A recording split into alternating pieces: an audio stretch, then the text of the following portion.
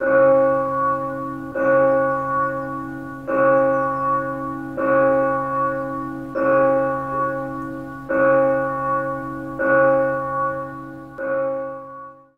స్తోత్రాలు. మరొక పరిశుద్ధ దినాన మనమందరం ఈ రీతిగా చేరి దేవుని వాక్యాన్ని ధ్యానించుకోవటానికి, ప్రభువును ఆరాధించడానికి పరిశుద్ధాత్మ దేవుడు మనందరికీ అనుగ్రహించిన ఈ మంచి సమయాన్ని బట్టి దేవునికి స్తుతులు చెల్లిస్తూ ఉన్నాను. చేరవచ్చిన మీ అందరికీ కూడా ప్రభునామంలో శుభాలు వందనాలు. అందరికీ వందనాలండి. 2023 సంవత్సరంలో ఈ వాక్య భాగాన్ని మనం చూచాం. సంఘ వాగ్దానంగా ఇవ్వబడింది. యోహాను సువార్త 14వ అధ్యాయంలో మనం చదువుకున్నటువంటి వాక్య భాగం. ఈ రోజున మన యొక్క ఆరాధన యొక్క అంశం ఏంటంటే, దేవుడు మన కొరకు అనేకమైన నివాసాలు నిర్మించబోతూ ఉన్నాడు.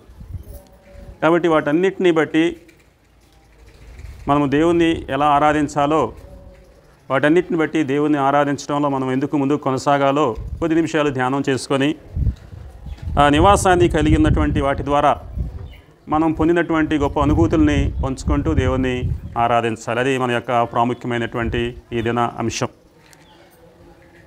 ఈ వాక్య భాగంలో నివాసాన్ని సిద్ధపరచడానికి ప్రభు వెళుతూ ఉన్నాడు. మనం ఒక నివాసాన్ని కలిగి ఉండటం అనేది ఎంతో సంతోషాన్ని ఇస్తుందండి. ఒక ఇల్లు లేని వాళ్ళకి చూస్తే వాళ్ళు ఇల్లు కట్టుకున్నప్పుడు చాలా సంతోషిస్తారు. మందిరం లేని వాళ్ళని చూస్తే మందిరం కట్టుకుంటే సంతోషిస్తారు.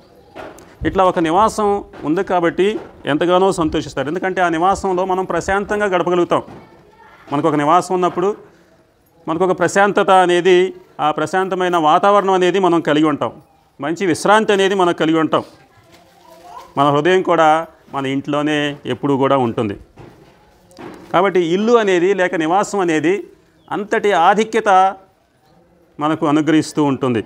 కారణం ఏంటంటే, మనమందరం ఒకే కుటుంబంలో ఉన్నాము, అలాగే మనమందరం ఒకే ప్రదేశంలో ఉన్నాము, అలాగే ఇక్కడ ఒకే వ్యక్తి మనల్ని ప్రేమిస్తూ ఉన్నాడు, మన కొరకు శ్రద్ధ వహిస్తూ ఉన్నాడు. యేసుక్రీస్తు ఈ 3 విషయాలు మనకు తెలియజేశాడండి. ఈ వాక్య భాగంలో తెలియజేసిన 3 విషయాలు ఏంటంటే, మీరు ఒకే కుటుంబంలో ఉన్నారు, అది మొట్టమొదటిది. రెండవది చూస్తే మీరు ఒకే ప్రదేశంలో ఉన్నారు. మూడవది చూస్తే మిమ్మల్ని ఒకే వ్యక్తి ప్రేమిస్తూ ఉన్నాడు, మీ కొరకు కేర్ తీసుకుంటున్నాడు, అంటే శ్రద్ధ వహిస్తూ ఉన్నాడు. ఈ 3 విషయాలు యేసు ప్రభు వారు తెలిపాడు. ఆయన యందు మనం విశ్వాసం ఉంచితే ఒకే కుటుంబంలో ఉంటామండి. ఆయన యందు విశ్వాసం ఉంచితే ఒకే కుటుంబంలో ఉంటాం. యేసు ప్రభు నందు విశ్వాసం ఉంచితే ఒకే గృహంలో కూడా మనం వెళ్తాం. కాబట్టి యేసు ప్రభు మనల్ని ప్రేమిస్తూ మన కొరకు శ్రద్ధ వహిస్తాడు అక్కడ. కాబట్టి ఈ జీవితంలో మనం ఏమాత్రం భయం పొందాల్సిన అవసరం లేదు, అలజడులు ఎదుర్కోవాల్సినటువంటి అవసరం లేదనేది ఈ వాక్య భాగం మనకు జ్ఞాపకం చేస్తూ ఉంది. కాబట్టి ఇక్కడ 3 ప్రాముఖ్యమైన విషయాలు ఈ వాక్య భాగంలో మనకు కనిపిస్తాయి. మొట్టమొదటిది ఏంటంటే, మనము ఒకే కుటుంబంలో ఉన్నాము. మొట్టమొదటిది ఏంటండి? ఒకే కుటుంబంలో మనం ఉన్నాము. ఇక్కడ మొదటి 2 వచనాలు అదే తెలియజేస్తున్నాడు. మీ హృదయములను కలవరపడనీయకుడి, దేవుని యందు విశ్వాసముంచుచున్నారు, నా యందును విశ్వాసముంచుడి. నా తండ్రి ఇంట అనేక నివాసములు కలవు, లేని యెడల మీతో చెప్పుదును, మీకు స్థలము సిద్ధపరచ వెళుచున్నాను అని ప్రభువారు అంటాడు ఇక్కడ. కాబట్టి ఇక్కడ ప్రభువు వెళుతున్నది ఒక భయంకర ప్రదేశానికి కాదు. ఆయన శిష్యులను వదిలిపెట్టి వెళ్తుంది ఎక్కడికి? అదే ఒక భయంకర ప్రదేశమా? ఒక నరకానికి ఏమైనా వెళ్తున్నాడా? ఒక భయంకరమైనటువంటి ప్రదేశం కాదు. శిష్యులతో మాట్లాడిన విధంగా ఈ దినాన ప్రభువారు మనతో కూడా మాట్లాడుతున్నాడు. సుమారు 3 సంవత్సరాలు ఆయన శిష్యులతో కలిసి జీవించాడు, వారితో నడిచాడు, వారికి బోధించాడు. అయితే శిష్యులు ఏమనుకుంటున్నారు తెలుసా? ప్రభు చచ్చిపోయేంత వరకు మాతోనే ఉంటాడులే అనే భ్రమలో ఉన్నారు. 3 సంవత్సరాలు కలిసి ఉన్నారు, కానీ వాళ్ళు ఏమనుకుంటున్నారంటే ప్రభు తమతోనే నిరంతరం ఉంటాడు అనే ఒక భ్రమలో ఉన్నారు. ప్రభు యొక్క ఆరోహణం గురించి వారు ఆలోచించలేదు. అందుకే ప్రభువారు తన యొక్క ఆరోహణాన్ని గురించి వారికి తెలియజేస్తూ వాళ్ళని సిద్ధపరుస్తూ ఉన్నాడండి. నేను ఇక్కడ మీతో కంటిన్యూస్గా ఉండను, పర్మనెంట్గా ఉండను అని నా ఆరోహాన్ని గురించి వారికి తెలియజేస్తున్నాడు. కాబట్టి ఈ భూమి మీద మనం ఒక పెద్ద ఇల్లు కట్టుకొని ఇంట్లోనే నిత్యం ఉండం కదా, నిరంతరం ఇక్కడ ఉండం కదా. యేసు ప్రభువారు ఈ లోకానికి ఆయన రాకలో ఉన్నటువంటి ఆంతర్యం ఏంటంటే, మీరు ఈ లోకంలోనే నిత్యం నివాసాలు కట్టుకొని పర్మనెంట్గా ఇక్కడే ఉండండి అనేది కాదు ఆయన యొక్క ఆంతర్యం. మరొక ప్రాముఖ్యమైన పని ఆయన కలిగి ఉన్నాడండి. ఆ పని ఏంటంటే, ఆయన ఆరోహణమై వెళ్ళాలి. ఆరోహణమై వెళ్ళిన తర్వాత తన యందు ఎవరైతే విశ్వాసం ఉంచారో వాళ్ళ కొరకు ఆయనే నివాసాలు నిర్మిస్తాడు. ఈ లోకంలో మన కొరకు మనమే నివాసాలు నిర్మించుకుంటాం, కానీ ఆయన ఆరోహణమై వెళ్ళిన తర్వాత ఎవరైతే తన యందు విశ్వాసం ఉంచుతారో వాళ్ళందరి కొరకు ప్రభువారే స్వయంగా నివాసాలు సిద్ధపరచాలి. అందుకే ఇక్కడ నా తండ్రి ఇంట అనేక నివాసములు కలవు అనే మాట అంటున్నాడు. అంటే ఇక్కడ పరలోకము అనేది తండ్రి యొక్క ఇల్లు అండి. పరలోకం అనేది తండ్రి యొక్క ఇల్లు కాబట్టి ఆయన ఆ ఇంటి వారందరూ కూడా తండ్రి కుటుంబానికి చెందినవారు కాబట్టి మనం గ్రహించి ఆ తండ్రి గృహంలో చేరే విధంగా మనం సిద్ధపడాలని దేవుని వాక్యం ఇక్కడ జ్ఞాపకం చేస్తూ ఉంది. కాబట్టి నీవు తండ్రి కుటుంబానికి చెందితే ప్రభువును మనం ఆరాధిస్తాం. నీవు తండ్రి కుటుంబానికి చెందితే నీవు ప్రభువును వెంబడిస్తావు. కాబట్టి నీవు తండ్రి కుటుంబంలో చేరే విధంగా ప్రభువారు ఏం చేయాల్సి వచ్చిందో మనం వాక్య భాగాల్లో మనం చూస్తూ ఉన్నాం. ఆయన మన కొరకు ఒక స్థలాన్ని సిద్ధపరిచి వచ్చింది. ఆ స్థలాన్ని సిద్ధపరచడానికి ఆయన శ్రమ పడాల్సి వచ్చింది. ఆయన శిలువలో మరణించాల్సి వచ్చింది. ఆయన తిరిగి లేవాల్సి వచ్చింది. ఆయన ఆరోహణమై వెళ్లాల్సి వచ్చింది. కాబట్టి మనము ఆయన యందు విశ్వాసం ఉంచితే ఆ యొక్క తండ్రి మన తండ్రిగా మార్చబడతాడు. మన తండ్రి ఎగినట్లుగా మనం దేవుని కుటుంబంలో ఒక స్థలాన్ని కొనటానికి ఆయన ఆరోహణమై వెళ్ళాడు. చూడండి, ఇక్కడ కొలస్సీయులకు రాసిన పత్రికలో ఇంకా స్పష్టంగా కనిపిస్తుంది.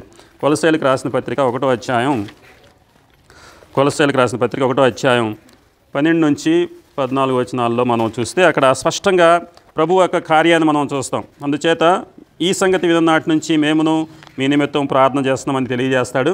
చివరిలో మనం చూస్తే తేజోవాసులైన పరిశుద్ధుల స్వాస్థ్యంలో పాలివారగుటకు మనలను పాత్రులుగా చేసిన తండ్రికి మీరు కృతజ్ఞతాస్తుతులు చెల్లించవలెనని బతిమిలాడుచున్నాను అంటాడు. ఎందుకంటే ఆయన మనలను అంధకార సంబంధమైన అధికారంలో నుంచి విడుదల చేసి తాను ప్రేమించిన తన కుమారుని యొక్క రాజ్య నివాసులుగా చేసెను.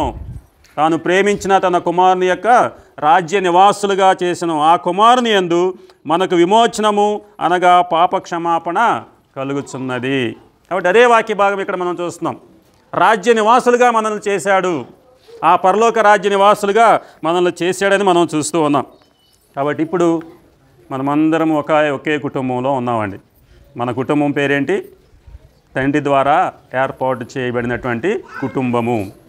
ఆ కుటుంబానికి పెద్ద ఎవరంటే మన తండ్రి అయినటువంటి దేవుడు మాత్రమే పెద్దగా మనకు ఉన్నాడు. అదే దేవుని కుటుంబంగా మనకు కనిపిస్తూ ఉంది. కారణం ఏంటంటే మన కొరకు సమస్తాన్ని చేసినటువంటి యేసు ప్రభువును మనం అంగీకరించాం. ఆయన యందు విశ్వాసం ఉంచాం. కాబట్టి తండ్రి కుటుంబంలో మనం చేర్చబడ్డాం.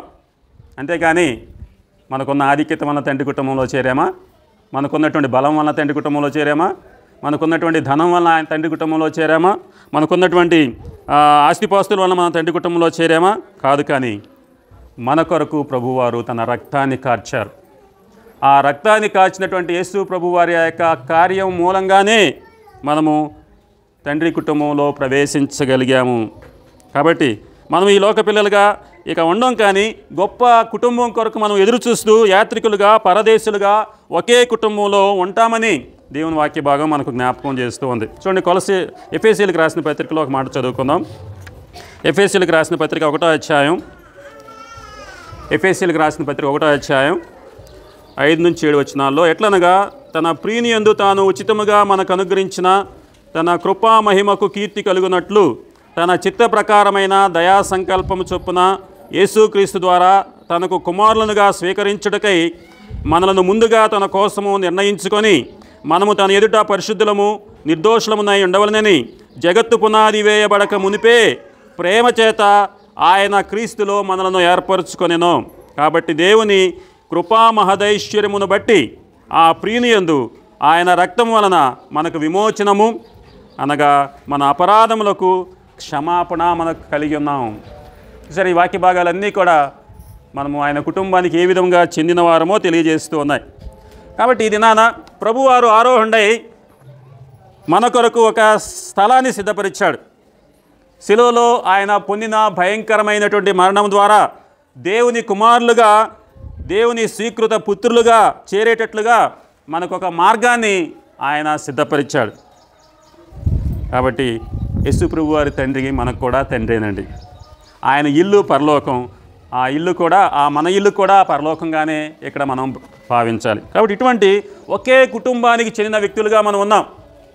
అది తండ్రి కుటుంబానికి చెందిన వ్యక్తులుగా ఉన్నాం. కాబట్టి అటువంటి గొప్ప ధన్యత మన కొరకు ప్రభువారు సిద్ధపరిచాడు. అందును బట్టి మనము ప్రభువును ఎంతగా ఆరాధించాలో ఈ దినాన మనం జ్ఞాపకం చేసుకుంటూ ఆరాధనలో కొనసాగదాం. ఇది మొట్టమొదటిది.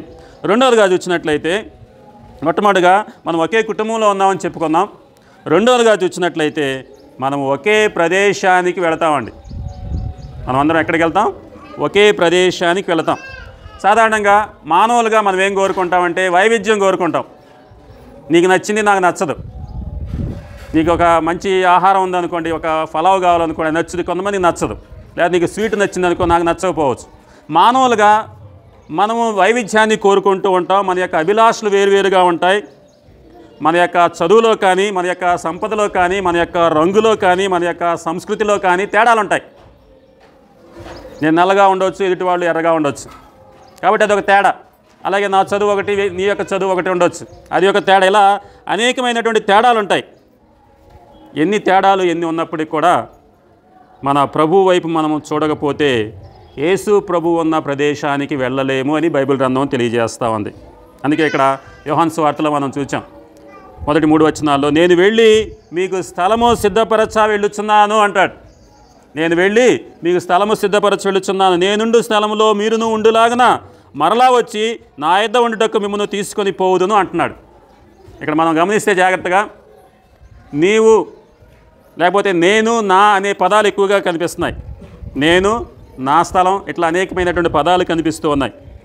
వాస్తవానికి మనం రక్షించబడాలంటే ఒకే ఒక మార్గం అండి.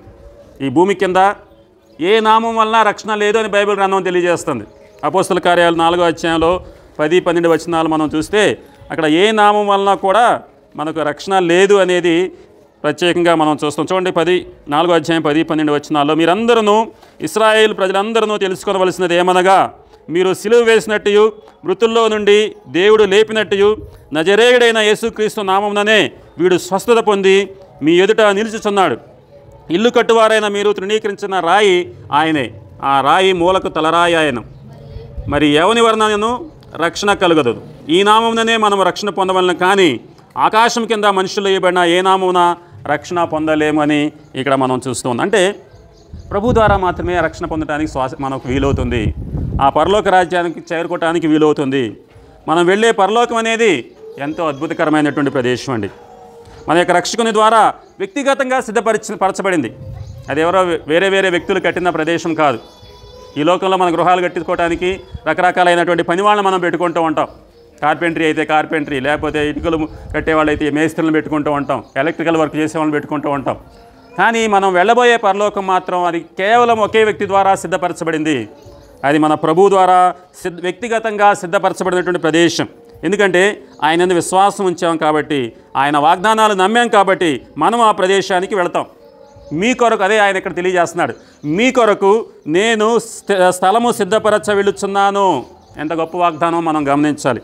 కాబట్టి అటువంటి ప్రదేశంలో మనం చేరతాం.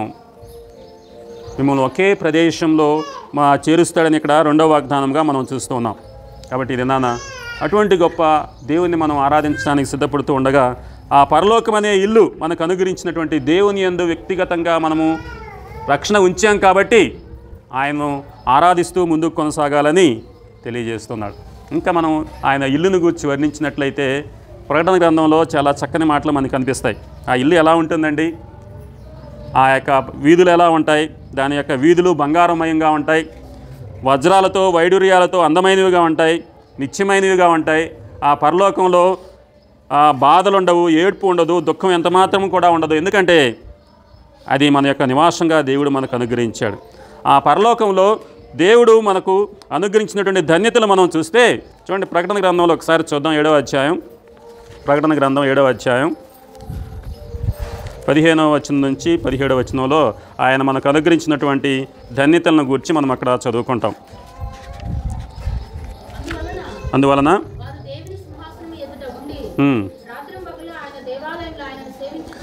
సేవించున్నారు, కప్పును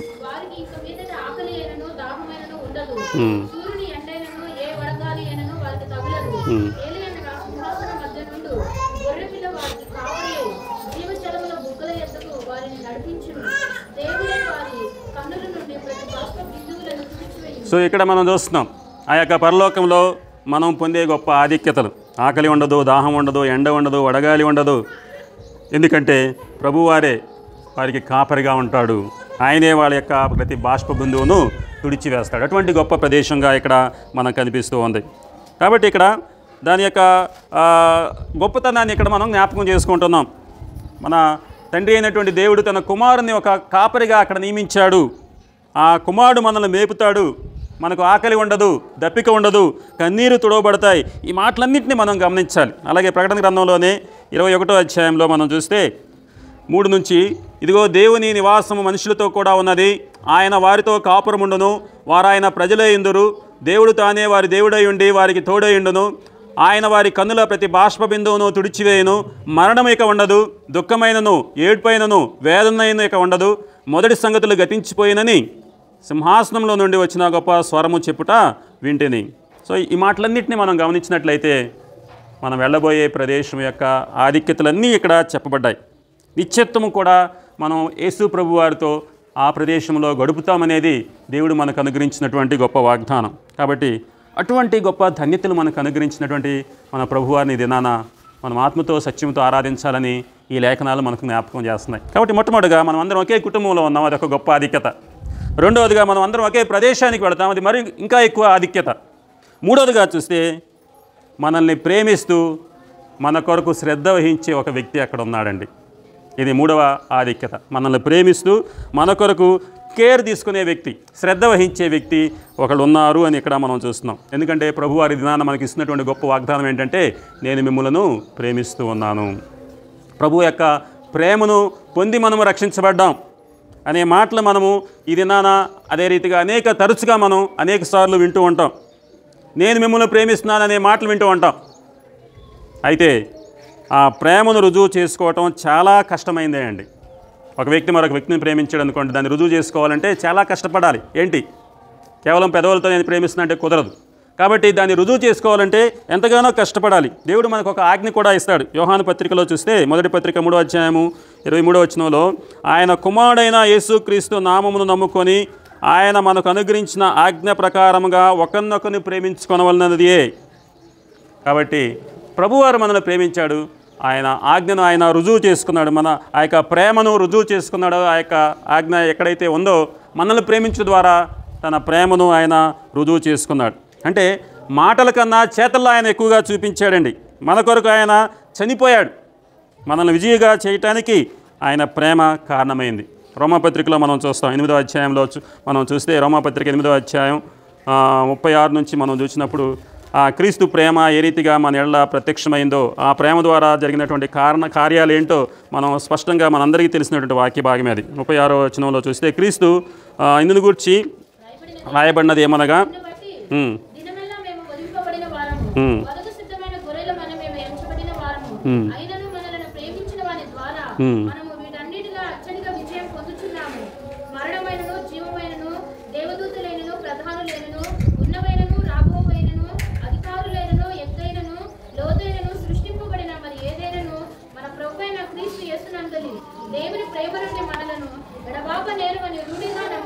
చూసారు ఇక్కడ దేవుని యొక్క ప్రేమ ఎంతవరకు మనకు ఉంటుందంటే, ఈ లోకంలో ఉన్న ఏవి కూడా ఆయన ప్రేమ నుంచి మనల్ని ఎడబాపలేవు అని తెలియజేస్తూ ఉన్నాయి.